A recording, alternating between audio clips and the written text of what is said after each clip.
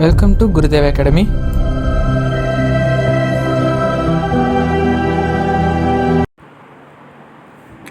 The Judge's House by Bram Stoker. It was April and John Moore was studying for an important examination. As the date of the exam came nearer, he decided to go somewhere and read by himself. He did not want the amusements of the seaside or the beauties of the countryside. He decided to find a quiet, ordinary little town and work there undisturbed. He packed his suitcase with clothes and books. Then he looked in a railway timetable for a town that he did not know. He found one and bought a ticket to go there. He did not tell anyone where he was going. After all, he did not want to be disturbed. This is how Moore arrived at Benchurch. It was a market town, and once a week it was quite busy for a few hours. The rest of the time, it was a very quiet, sleepy little place. Moore spent his first night at the only hotel in the town. The landlady was very kind and helpful, but the hotel was not really quiet enough for him. The second day he started looking for a house to rent. There was only one place that he liked. It was more than quiet. It was deserted and very lonely. It was a big old 17th century house.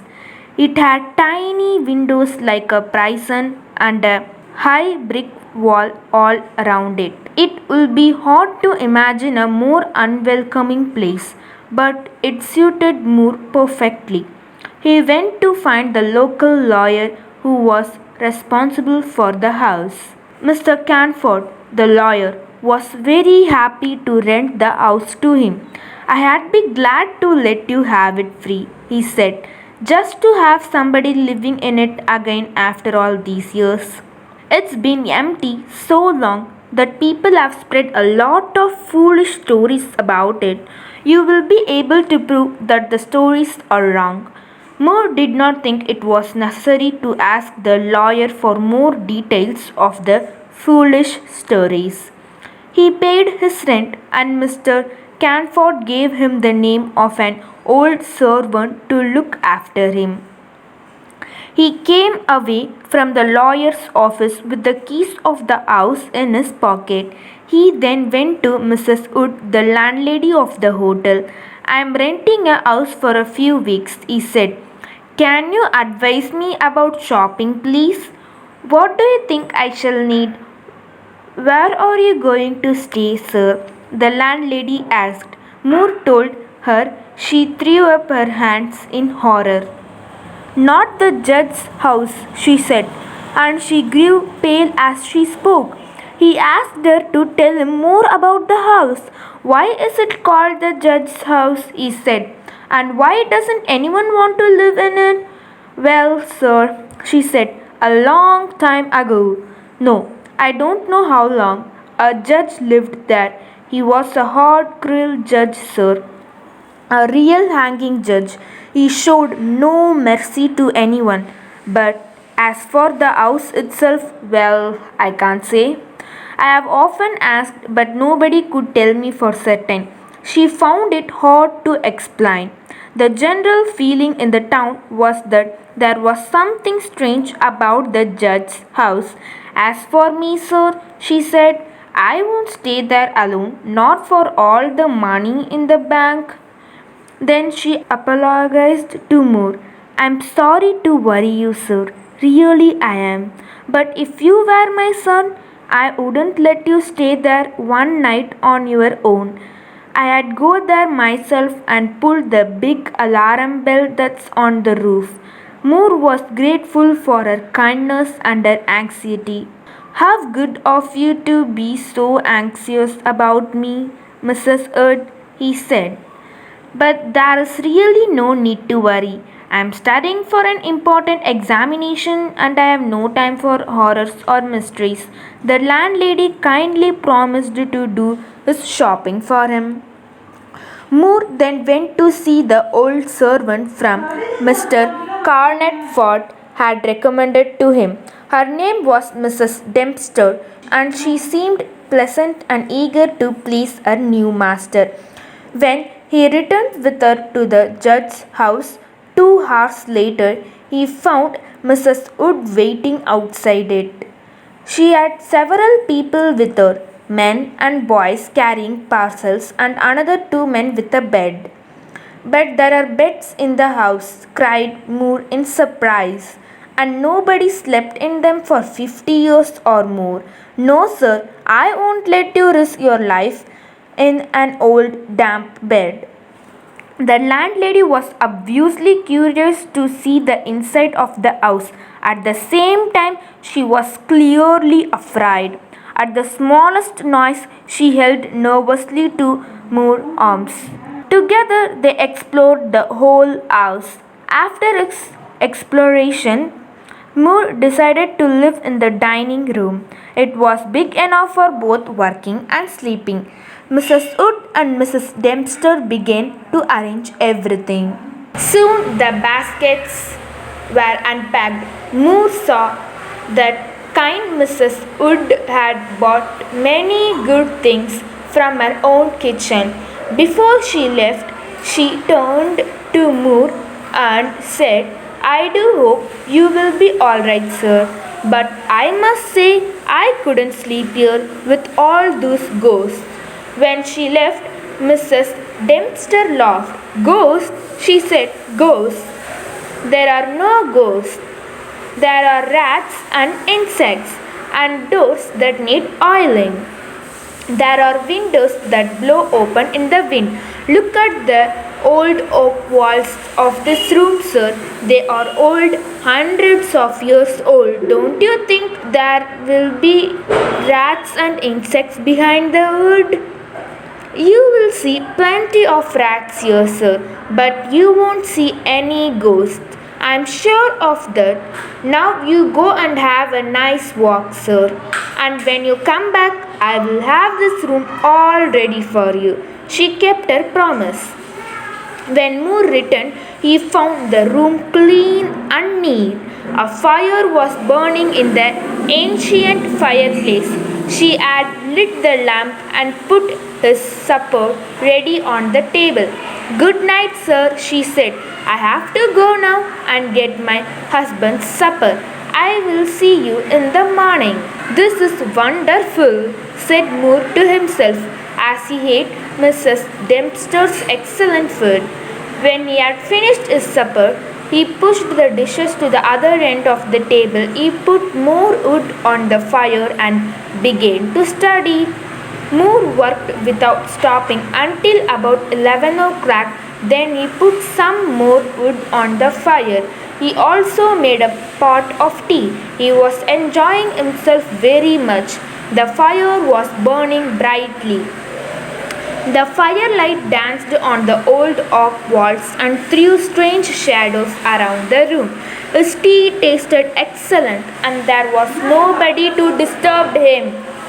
Then, for the first time, he noticed how much noise the rats were making. Were they making all this noise while I was studying? He thought. No, I don't think so they were. Perhaps they were afraid of me at first. Now they have become braver and they are running about as usual. How busy they were and what a lot of noise they made. Up and down they rushed behind the old oak walls, over the ceiling and under the floor. Moore remembered Mrs. Dempster's words. You will see plenty of rats, but you won't see any ghosts. Well, he said with a smile, she was right about the rats anyway. He picked up the lamp and looked around the room. How strange, he said to himself. Why doesn't anybody want to live in this beautiful old house? The oak walls were very beautiful. There were some old pictures on the walls, but they were covered with dust and dirt and he could not see them clearly. Here and there he saw small holes in the walls. From time to time, the curious face of a rat stared at him. Then, with a scratch and a squeak, it was gone. The thing that interested him most, however, was the rope of the great alarm bell on the roof. The rope hung down in a corner of the room on the right hand side of the fireplace. He found a huge high backed oak chair and pulled it up beside the fire. There he sat and drank his last cup of tea. Then he put more wood on the fire and sat down at the table again with his books. For a time, the rats disturbed him with their scratching and squeaking, but he got used to the noise, and soon he forgot everything except his work. Suddenly, he looked up. Something had disturbed him, but he did not know what it was. He sat up and listened. The room was silent. That was it. The noise of the rats had stopped. That's what disturbed him, said Moore with a smile. He looked around the room and saw an enormous rat. It was sitting on the great high backed chair by the fire, and it was starting at him with hate in its small red eyes. Moore picked up a book and pretended to throw it, but the rat did not move. It showed its great white teeth angrily, and its cruel eyes shone mercilessly in the lamplight. "Why, you!" cried Moore. "Me!" picked up the poker from the fireplace and jumped up. Before he could hit the rat, however, it jumped to the floor with a squeak. It ran up the rope of the alarm bell and disappeared in the darkness. Strangely, the squeaks and scratches of the rats in the walls began again. By this time, Moore no longer felt like working. Outside the house, the birds were singing, "Soon it will be morning." He climbed into bed and immediately fell asleep. He slept so deeply that he did not hear Mrs. Dempster come in. She dusted the room and made his breakfast. Then she woke him with a cup of tea. After breakfast, he put a book in his pocket and went out for a walk. On the way, he bought a few sandwiches. "Then I shall not have to stop for lunch," he said to himself. He found a pretty quiet little park and spent most of the day there studying. On his way home, he called at the hotel to thank Mrs. Wood for her kindness. She looked at him searchingly. "You must not work too hard, sir. You look pale this morning. Too much studying isn't good for anyone. But tell me, sir, did you have a good night? Mrs. Dempster told me you were still asleep when she went in." "Oh, I was all right," said Moore with a smile. "The ghosts haven't troubled me yet. But the rats had a party last night. There was one old devil with red eyes. He sat up on the chair by the fire. He didn't move until I picked up the poker. Then he ran up the rope of the alarm bell. I didn't see where he went. It was too dark." "Dear God!" cried Mrs. Wood, an old devil sitting by the fire. "Take care, sir, take care." "What do you mean?" asked Moore in surprise. "An old devil, the old devil." Perhaps Moore started to laugh. "Please forgive me, Mrs. Wood," he said at last. "I just couldn't help laughing at the idea of the devil himself sitting by my fire." And he began to laugh again. Then he went home for dinner. That evening, the noise of the rats began earlier. After dinner, he sat down beside the fire and drank his tea. Then he sat down at the table and started to work again. The rats disturbed him more than the previous night. They scratched and squeaked and ran about and stared at him from the holes in the walls. Their eyes shone like tiny lamps in the firelight. But Moore was becoming used to them. They seemed playful rather than aggressive. Sometimes the bravest rats ran out onto the floor or across the tops of the pictures. Now and again, when they disturbed him, Moore shook his papers at them. They ran to their holes at once, and so the early part of the night passed quite quietly. Moore worked hard for several hours. All at once, he was disturbed by a sudden silence. There was not a sound of running or scratching or squeaking. The huge room was as silent as the grave. Moore remembered the previous night. He looked at the chair by the fireside and got a terrible shock. There, on the great high backed oak chair, sat the same enormous rat. It was staring at him with hate. Without thinking, Moore picked up the nearest book and threw it. It missed, and the rat did not move. So Moore again picked up the poker. Again, the rat ran up the rope of the alarm bell. And once more, the other rats started their scratching and squeaking. Moore was unable to see where the rat had gone. The light of the lamp did not reach as far as the high ceiling, and the fire had burned low. Moore looked at his watch. It was almost midnight. He put more wood on the fire and made a pot of tea. Then he sat down in the great oak chair by the fire and enjoyed his tea. I wonder where that old rat went just now, he thought. I must buy a rat trap in the morning. He lit another lamp. He placed it so that it will shine into the right hand corner of the wall by the fireplace. He got several books ready to throw at the creature. Finally, he lifted the rope of the alarm bell. He put it on the table and fixed the end of it under the lamp. As he handled the rope, Moore noticed how pliable it was. You could hang a man with it, he thought. Then he stood back and admired his preparations. There, my friend, he said aloud. I think I will learn your secret this time. He started work again and was soon lost in his studies. But once again he was disturbed by a sudden silence. Then the bell rope moved a little, and the lamp on the top of the rope moved too. Moore made sure that his books were ready for throwing. Then he looked along the rope. As he looked, the great rat dropped from the rope onto the old oak chair. It sat there, staring at him angrily. He picked up a hook and aimed it at the rat. The creature jumped cleverly to one side. Moore threw another book, but without success. Then, as Moore stood with a third hook in his hand, ready to throw, the rat squeaked and seemed to be afraid. Moore threw the book and hit the rat's side. With a squeak of pain and fear and a look of real hate, it ran up the back of the chair and made a great jump onto the rope of the alarm bell. It ran up the rope like lightning, while the heavy lamp shook with its desperate speed.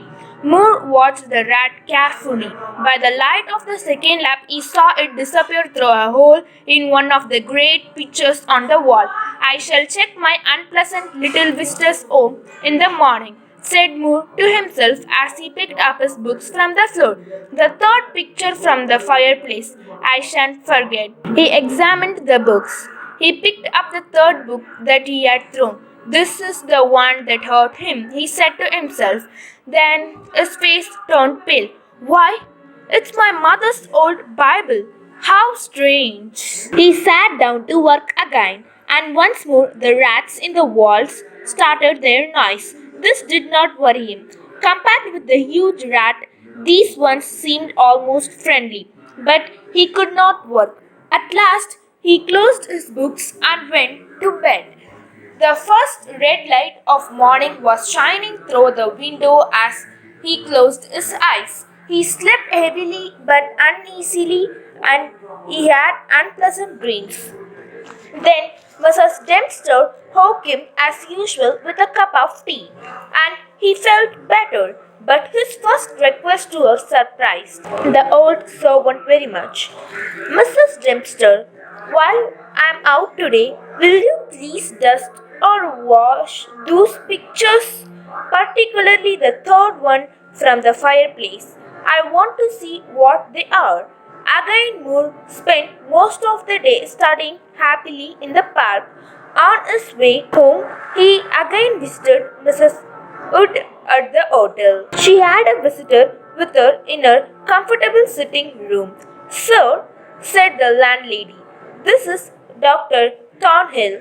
As soon as she had introduced him, the doctor began to ask Moore a great many questions. I'm sure, said Moore to himself, that the good doctor did not call here by accident. He turned to Dr. Thornhill.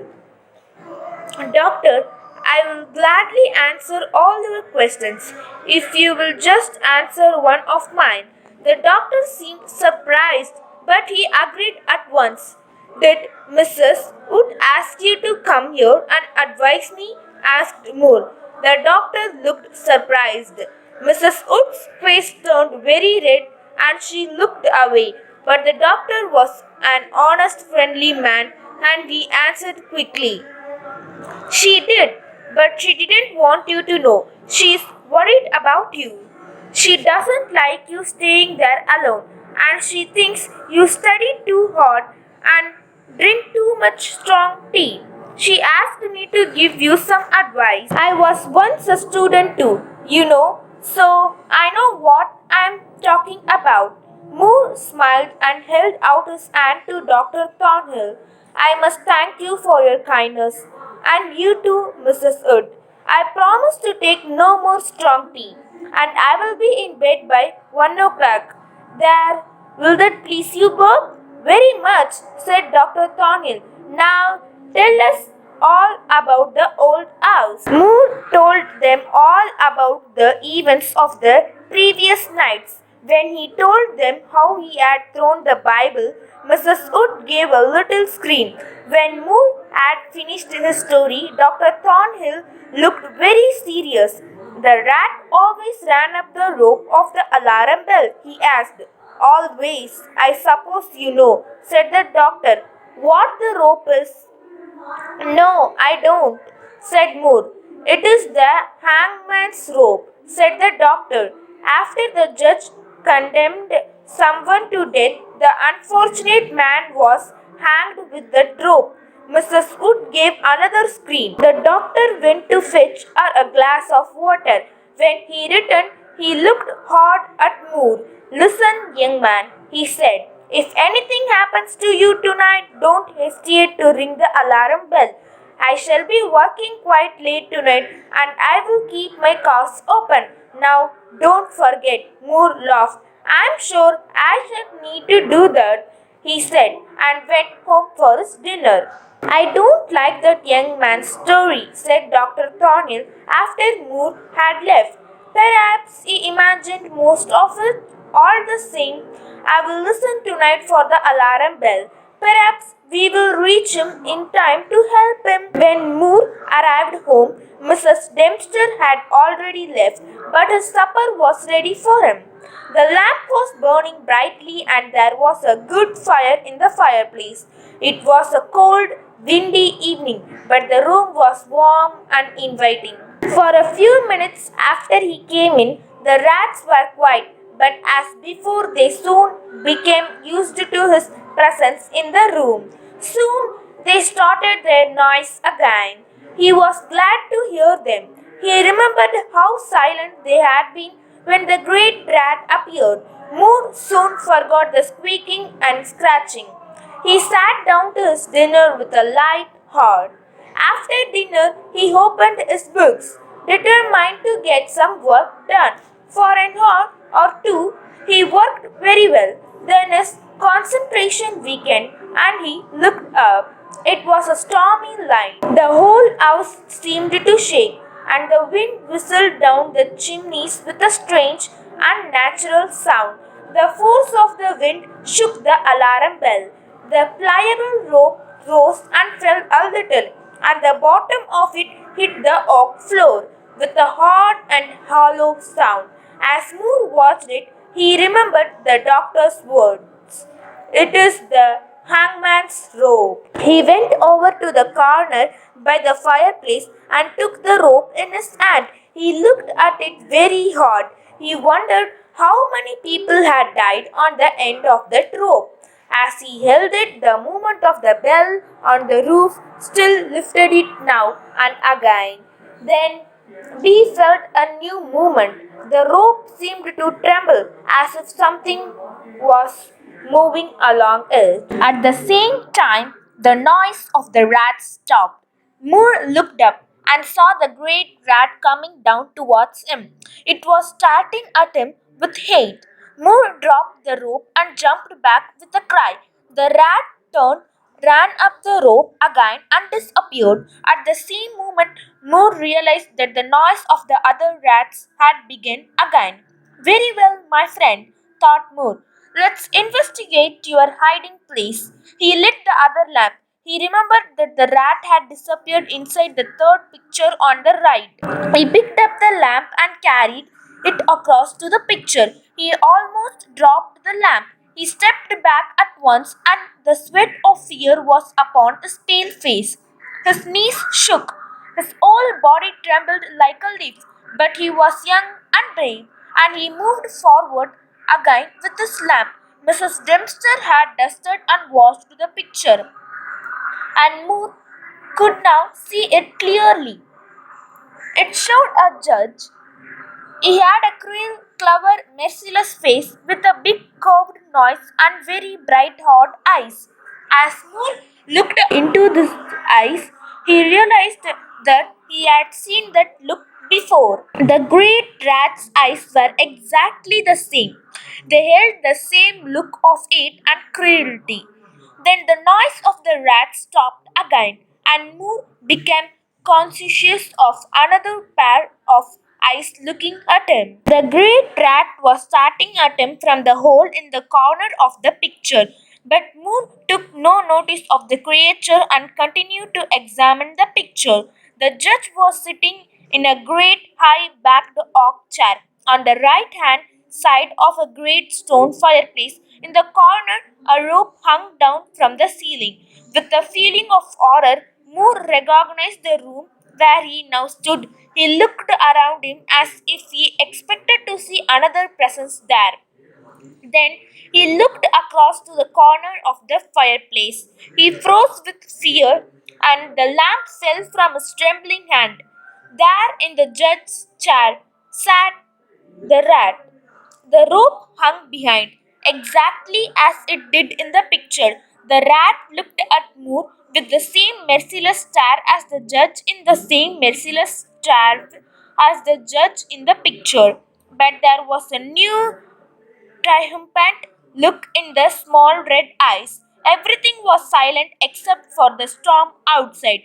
The lamp, thought Moore desperately. Fortunately, it was a metal one, and the oil had not catch fire. However, he had to put it out. In doing so, he forgot his fears for a moment. Then he stopped and thought, I can't go like this, he said to himself. The doctor is right. Late hours and strong tea are no good for me. They just make me nervous. However, I'm all right now. He made himself a warm, milky drink and sat down to work. Nearly an hour later, a sudden silence disturbed him again. Outside, the storm was growling and whistling as loudly as ever. The rain drummed on the windows, but inside the house, everything was as quiet as the grave. Moore listened carefully, and then he heard a strange squeaking noise. It came from the corner of the room where the rope hung down. At first, he thought the rope itself was making the sound. Then he looked up and saw the great rat.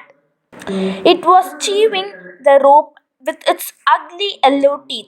It had almost bitten through it, and as Moore watched, part of the rope fell to the floor. Only a short piece was still attached to the bell, and the rat was still hanging onto it. Now the rope began to swing backwards and forwards. Moore felt a moment of terrible fear. Now I can never ring the alarm bell, he thought. Then He was filled with anger. He picked up the book he was reading and threw it violently at the rat. He aimed it well, but before the book could bit the creature, it dropped off the rope and landed on the floor. At once, Moore rushed towards it, but the rat ran away and disappeared into the shadows. Let's have another rant hunt before bed, said Moore to himself. He picked up the lamp and almost dropped it again. The figure of the judge had disappeared from the picture. The chair and the details of the room were still there, but the man himself had gone, frozen with horror. Moore moved slowly round. He began to shake and tremble. His strength left him, and he was unable to move a muscle. He could only see and hear. There, on the great high backed armchair, sat the judge. His merciless eyes stared at Moore. There was a smile of triumph on his cruel mouth. Slowly he lifted up a black hat. Moore's heart was drumming wildly. There was a strange singing noise in his ears. Outside, the wind was as wild as ever. Then, above the screams of the wind, he heard the great clock striking in the marketplace. He stood and listened, stiff and unmoving. The triumph on the judge's face grew. As the clock struck 12, the judge placed the black hat on his head. Slowly and deliberately, he rose from his chair and picked up the piece of rope from the floor. He pulled it through his hands. Slowly and carefully, he made the thick, pliable rope into a noose. He tested the noose with his foot. He pulled hard at it until he was pleased with it. Then he began to move slowly and carefully past the table on the opposite side to Moore. Then, with one quick movement, he stood in front of the door. Moore was trapped. All this time, the judge's eyes never left Moore's. Moore started into the cruel eyes, like a bird watching a cat. He saw the judge coming nearer with his noose. He saw him throw the noose towards him. Desperately, Moore threw himself to one side and saw the rope fall harmlessly to the floor. Again, the judge raised the noose and tried to catch Moore. Again and again he tried, and all the time he started mercilessly at the student. He is just playing with me, thought Moore, like a cat playing with a bird. Soon he will catch me and hang me. He looked desperately behind him. Hundreds of rats were watching him with bright, anxious little eyes. Then he saw that the roof of the alarm bell was covered with rats. As he watched, more and more were pouring down onto the rope from the round hole in the ceiling that led to the bell itself. The rats were hanging from the rope, and there were so many of them that the rope was swinging backwards and forwards. The alarm bell began to ring softly at first, then more strongly. At the sound, the judge looked up. A devilish anger spread across his face. His eyes burned like red jewels. Outside, there was a sudden deadening crash of thunder. The judge raised his noose again, while the rats ran desperately up and down the rope of the alarm bell. This time, instead of throwing the rope, the judge moved nearer to Moore and held the noose open. Moore was unable to move. He stood there like a stone figure. He felt the judge's icy finger and the pliable rope against his neck. He felt the noose against his throat. The judge picked up the stiff body of the student in his arms. He carried him over to the great oak chair and stood him on it. Then, stepping up beside him, the judge put up his hand and catched the rope of the alarm bell. At his touch, the rats ran away, squeaking with fear.